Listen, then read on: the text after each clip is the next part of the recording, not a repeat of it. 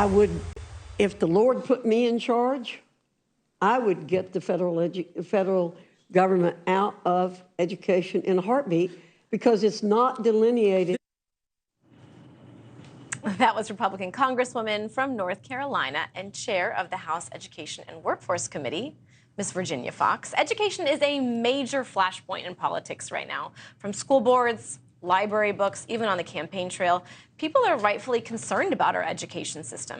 Joining us now is Chairwoman Foxx. Thank you so much for joining us. I'm so grateful. You know, I was looking at a Gallup poll and the very low confidence. I appreciate it. And the decline in confidence over years. I have 2 children in the public education system. How did we get here? Well, Elizabeth, over the years, the public education system has failed to deliver for the American people. The unions have total control. And what happened during COVID is parents found out how bad the education system is, how bad the unions are, and how they're only self-serving.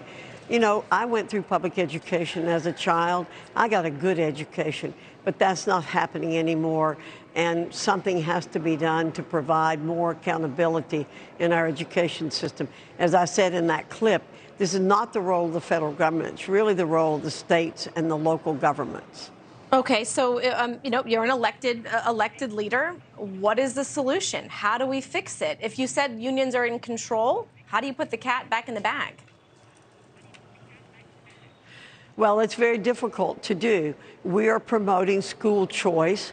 We're promoting tax credits for people so that they can give money to allow students to choose the school of their choice. Having students go to schools outside what we call actually the government schools, not just public schools, but that's part of the issue, having people be able to vote with their feet, but being supported by their own tax dollars to do that, instead of having to pay for the government programs and then also paying for going to a private or parochial school.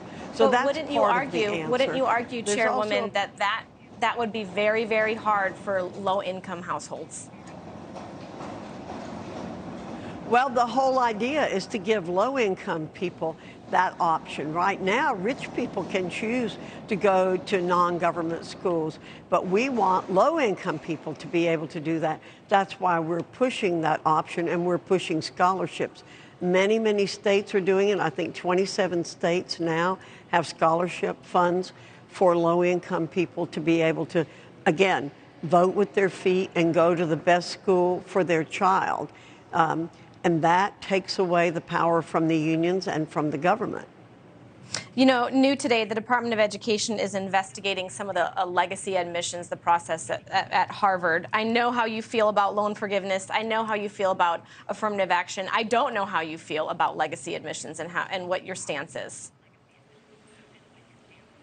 Well, my attitude is that colleges and universities should be admitting the very best possible people into their programs. If they want to improve their graduation rates, if they want to improve completion rates, they should be admitting the very best people. Sometimes those might be people who come from families that have already attended that institution.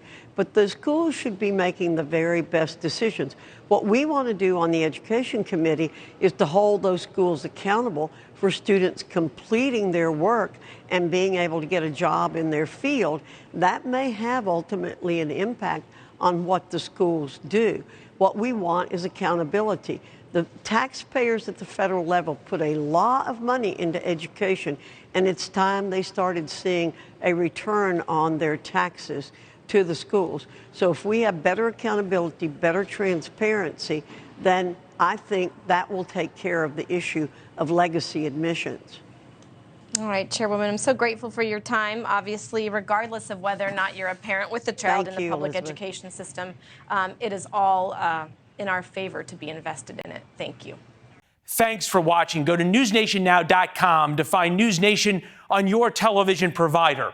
And don't forget to subscribe. Click the red button to get more of NewsNation's fact-driven, unbiased coverage.